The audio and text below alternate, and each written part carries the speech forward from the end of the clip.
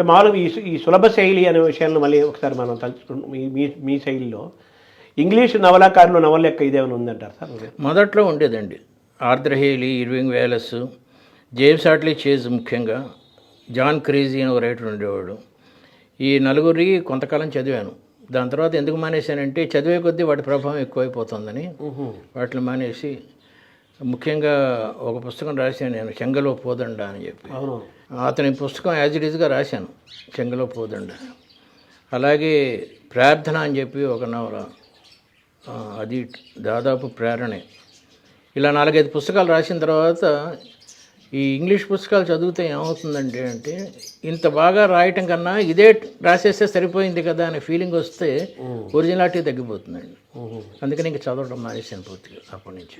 So మన తనం పోతుంది మన అనే ఫీల్, నా కలం పోతున్నాను అంతే కదా. మీరు అనే ముద్ర ఇప్పుడు ప్రార్థనలో లుకేమియా గురించి రాసి చాలామందికి అది చదివారు, నాకే తెలియదు. లుకేమియా అంటే రక్తం మూలగా, ఎముకల్లో ఉండే మూలగా పాడడం. మరి అవి పాఠకులకు తెలియాలంటే నేను ఇంకో నవలు రాయాలి మూలక గురించి. దానికన్నా అది రాసేస్తే అయిపోతుంది కదా. అది రాయటం వల్ల కాపీ కొడతాడరా అనిపిస్తుంది. జస్ట్ ట్రాన్స్లేటర్ అయిపోతామని అందుకని మానేశాను. కథకులు అవ్వరు కదా. తర్వాత మీరు మామూలుగా జ్ఞానం అనే దాన్ని ఎక్కువ మీరు చాలా చాలా జ్ఞానం వేరు, పాండిత్యం వేరు. రాముడికి తండ్రి దశరథుడు అని పాఠం చెప్పాడు అనుకోండి టీచరు. ఎగ్జామినేషన్లో రాముడి తండ్రి ఎవరు అని అడిగారు, దశరథుడు అని రాశాడు, 100 మార్కులు వచ్చినాయి. ఇది పాండిత్యం అండి. కానీ ఎగ్జామ్లో దశరథుడు కొడుకు ఎవరు అని అడిగాడు, వీడికి తెలియదు. వీడికి తండ్రి తెలుసు తప్ప కొడుకు తెలియదు. అది తెలివితేటలండి. సో జ్ఞానం అంటే పాండిత్యం ప్లస్ తెలివి, ఇంకా చాలా ఉన్నాయి. అన్నిట్లో జ్ఞానంలో ముఖ్యంగా ఈ రెండే ఉంటాయి. సో మీలో చార్టెడ్ అకౌంటెంట్ ఉన్నాడు కాబట్టి అది అకౌంట్స్ నథింగ్ బట్ మ్యాథమెటిక్సే కదా.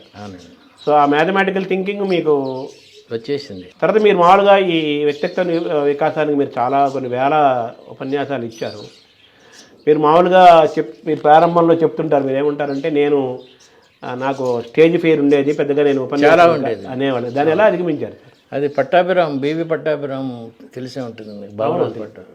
అతను ఒక 100 మంది స్టూడెంట్స్కి నా క్లాస్ ఒకటి చెప్పు అన్నాడు. అతనే హాల్లోనే వెళ్ళి ఒక 4-5 రోజులు కష్టపడితే ఒక రంగంలో నిష్ణాతుడైన వాడు ఇంకో రంగంలోకి ఈజీగా ప్రవేశించవచ్చు. టైప్ మిషన్ బాగా నేర్చుకున్నాడు, హార్మోనియం ఈజీగా నేర్చుకుంటాడు. అలాగా ఒక రైటర్గా ఉన్న నాకు రీడర్స్కి ఏం కావాలో తెలిసినప్పుడు 2-3 రోజులు ప్రాక్టీస్ చేయడం ద్వారా ఆడియన్స్కి ఏం కావాలో తెలిసిపోవటం ఎంతసేపు అండి. తెలుసుకున్నారు. ఆ టెక్నిక్ తెలిస్తే వచ్చేసింది. అది బీవీ పట్టాభిరామ్కి అవుతుంది ఖ్యాతి. సో మీరు బేసిక్గా తెలుగు వాళ్ళు, తెలుగు పూర్తిగా. ఇంగ్లీష్ మీరు బాగా చదివారు, మంచి ఇంగ్లీష్ ఉంటుంది. పర్లేదండి, బాగా చదవలేదు తెలుసు, అంటే చదివినట్టు అనిపిస్తుంది మాకు. అంటే మీ రచన జ్ఞాపక శక్తి వల్లేనండి. ఇప్పుడు నేను Keats, Yeats, Wordsworth, Coleridge, Milton, Shakespeare, Bernard Shaw పేర్లు చెప్పాను అనుకోండి, that does not mean that I have read all these people. నాకు తెలుసు అంతే. కీట్స్, ఓడ్ ఆన్ నైటింగేల్, లేకపోతే ఓడ్ ఆన్ గ్రీషియర్నర్ను అలా 2-3 చదువుకుంటాను. Milton Paradise last, Paradise gain చదువుకుంటాను. అలాగే ఈట్స్ తాలూకు మౌంట్ మేరు చదువుకుంటాను. వర్డ్స్వర్త్ తాలూకు అదే water everywhere not a drop, Coleridge అనుకుంటాను. ఇలా కొద్దిగా చదువుకుంటాను. ఆ కొద్దిగా చదవటమే చాలా తెలుసన్న ఫీలింగ్ ఇస్తుందండి కోట్ చేస్తూ ఉంటే. కొంతమంది విపరీతంగా అన్నీ చదివేస్తుంటారు. మీరు చెప్పిన దాన్ని బట్టి వింటే చాలామంది ఇంగ్లీష్ వాళ్ళని కానీ, నవళ్ళు కానీ, కథకులు కానీ, పెద్దవాళ్ళు డ్రామటిస్టులు కానీ, అలాగే తెలుగు కవులు కానీ, శ్రీశ్రీ లాంటి ఆధునిక కవులు కానీ అందరినీ మీరు చదివారంటే విపరీతంగా చదవలేదు, జాక్ ఆఫ్ చదివారు ఆల్ ఆర్ట్స్. బట్ కానీ దాన్ని మీరు పట్టుకొని ఎక్కడ అవసరం వచ్చినప్పుడు వాటిని వాడుతూ ఉంటామే. అది కదా ఆర్ట్. అదొక ఆర్ట్ అంటే అదొక రకం మోసం కూడా. మోసం చేయడానికి ఆర్ట్ ఉన్నారు కదా, అది కూడా కళ కదా. వీడు పండితుడురా అని చెల్లాను, నిజంగా పండితుడు అవ్వక్కర్లేదండి. అక్కడెక్కడ కోటింగ్ ఇప్పుడు మన స్వామీజీలు బాబాలు చేస్తూ ఉంటారు. అది అంటే వాళ్ళ వేషానికి, వాళ్ళు ఎంచుకున్న రంగానికి వాళ్ళు కోట్ చేయాలి. వాళ్ళు కూడా చాలా మంది మోసం చేసేవాళ్ళే. ఏదో 2 శ్లోకాలు చదివి, ఒక 10 చదివి, ఏదో ఆర్యోక్తో చదివితే అబ్బాయితో చాలా చదివేసేయడం అని ఒక పెద్ద పిక్చర్ మనకి ఇస్తారు వాళ్ళు. అవునండి. కానీ మీరు చాలా సిన్సియర్గా చెబుతున్నారు, నేనేమి ఏం చదవలేదు, పెద్దగా ఏం చదవలేదు, ఏదో అక్కడక్కడ కొన్ని చదివాను, వాటిని నేను బాగా లోపల తీసుకున్నాను, నా రచనలు నేను వాటిని ఉపయోగించుకున్నాను అన్నారు. నా వల్ల ఎవరికి ప్రమాదం లేదండి, కానీ వాళ్ళ వల్ల ప్రమాదం ఉంది. వాడు బారసాలకి పెళ్లి మంత్రం చదువుతాడు, నమ్మిన వాడేమో నాకేదో పుణ్యం వస్తుంది అనుకుంటాడు. అంతే కదా, తప్పు కదా అది. సార్ ఇంకోటి నాకు ఎప్పటి నుంచో మనసులో ఉన్నది, ఈ పేర్లు అద్భుతమైన పేర్లు పెట్టారు మీరు. అది ఇన్ఫీరియారిటీ కాంప్లెక్స్.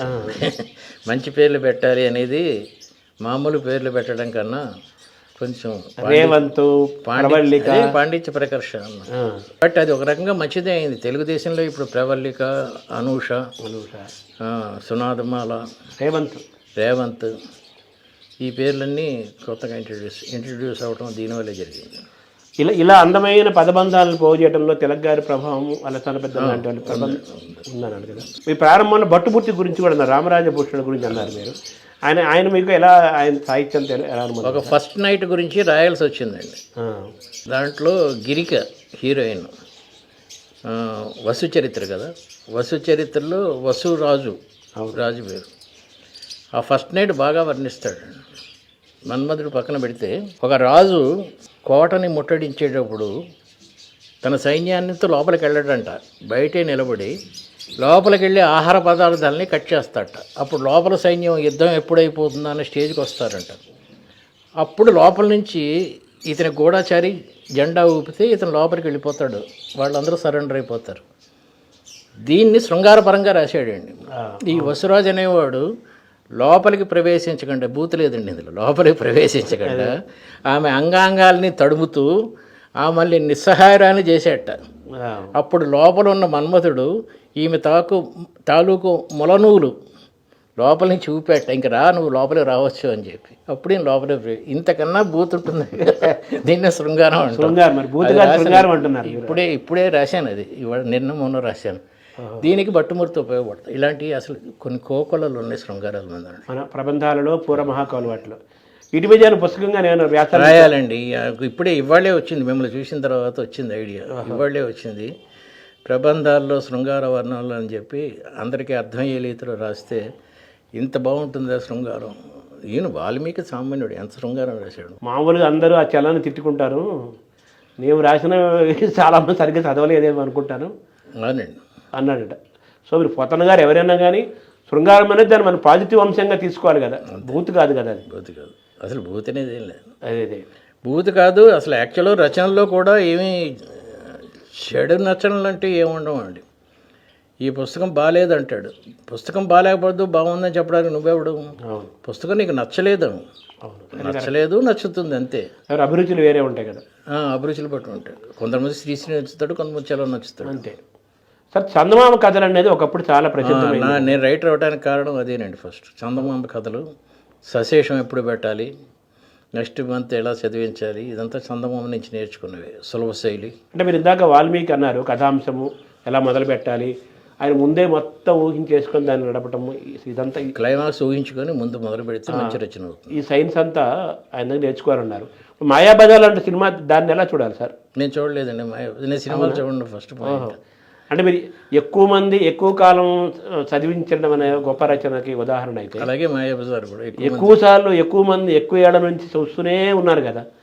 మీరు ఎందుకు దాన్ని అనిపించలేదు సార్ చూడాలి? అది చూస్తే దాని మీద ఉన్న ఇది ఊహల్లో ఉన్న ఇది పోతుందేమో అని. వెన్నెల ఆడపిల్లలో లాస్ట్ హీరోయిన్ అప్పటివరకు కనపడదు అసలు. ఆమె చిత్తి మీద, శవం మీద అది ఉంటుంది, దాని మీద పాడి మీద ఉంటుంది. అప్పుడు వీడు చూడను అంటాడు. నేను ఇప్పటివరకు అమ్మాయిని ఊహించుకున్నాను, అది చూస్తే అభిప్రాయం తప్పిపోతుంది, నేను చూడని వెళ్ళిపోతాడు. అలాగా మాయాబజార్ చూస్తే ఇప్పటివరకు చాలామంది చెప్పారు కదా అద్భుతం అని, అది తగ్గిపోతుందేమో నా భయం. అసలు మీరు థియేటర్లో కూడా చూడలేదా సినిమా? అవునా? నేను అసలు సినిమా బాహుబలి చూద్దాం, మాయాబజార్ అనేది చూడలేదండి. అది పెద్ద న్యూస్. అది మాయాబజార్ చూడలేదు మీలాంటి ఒక రసాత్మకత. మాయాబజార్ ఏ సంవత్సరం రిలీజ్ అయింది? 57. అంటే నాకు అప్పుడు 9 ఏళ్ళు. ఆ 9 ఏళ్ల వయసులో మాకు సినిమాలు చూసేంత డబ్బులు లేవు. First point. మేము సినిమాలు చూడటానికి డబ్బులు వచ్చే టైంకి మాయాబజార్ 25 సంవత్సరాల సినిమా అయిపోయింది. ఇంకా అలా పాయింట్. సార్ ఇందాక మీరు దేవులపల్లి కృష్ణశాస్త్రి గురించి అన్నారు సార్, అది ఎందుకు ఎలా కనెక్ట్ అయ్యాడు మీరు ఆయనకి? ఆయన ఆనంద బ్రహ్మ సీరియల్లో ఆయన పాటలు చాలా వాడుకున్నామండి. ఆయన కృష్ణశాస్త్రి అంటే, ఊరికే కొలని నీరు ఉలికి ఉలికి పడుతోంది, ఓరగా నెమలి పింఛమార వేసుకుంటుంది, అసలే ఆనదు చూపు ఆపై ఈ కన్నీరు, తీరా దయచేసినాక నీ రూపు తోషదయ్యయ్యో ఓ రామ అంటుంది శబరి. అలాగే కౌశల్యాదేవి రాముడు ఏడుస్తూ ఉంటాడు చందమామ కాని, ఎందుకు ఆ చందమామ అందరాడనా ఓకన్నా అందగాడనా నీకన్నా ఇలాంటివన్నీ నా భావాల్లో కూడా నా దాంట్లో ఎక్కువ కనబడతాయి. వాటికి ప్రేరణ దేవులపల్లి కృష్ణశాస్త్రి గారి అదే తన నీడ సైతం ఆరుద్ర అనుకుంటా. సార్ తర్వాత మామూలుగా పెద్దవాళ్ళు అంటుంటారు ఒక ఏజ్ తర్వాత మెమరీ తగ్గుతుందని. మీరు అలవోకగా అప్పచెప్పేస్తున్నారు కదా, అది ఎటువంటి దాని ఆ పవర్ ఎలా సంపాదించాలి? మెమరీ తగ్గడానికి 2-3 కారణాలు ఉన్నాయి. ఒక భావబంధాలు ఎక్కువైతే మెమరీ తగ్గిపోతుంది. అమెరికాలో ఉన్న నా కొడుకు ఎలా ఉన్నాడు, ఏం చేస్తున్నాడు, ఇలాంటి భావాలు ఎక్కువయ్యే కొద్దీ మెమరీ వాడి మీద ఫస్ట్ పాయింట్. రెండో పాయింట్, చెత్త ఎక్కువయ్యే కొద్దీ మెమరీ తగ్గిపోతుంది, ఒత్తిడి ఎక్కువ అవుతుంది. ఇవన్నీ లేనివాడికి మళ్ళీ అల్జిమర్స్ డిసీజ్ అలాంటివి వస్తే తప్ప మెమరీ తగ్గడం అంటే ఏముండదు.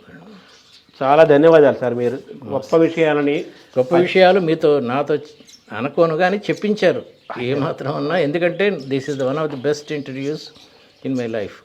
ఇలా ఎవరు అడగలేదండి. Thank you sir. I'm blessed. మొత్తం మీద గొప్ప వారి వంశం అనిపించారు. I'm blessed sir. Thank you sir. Thank you very much.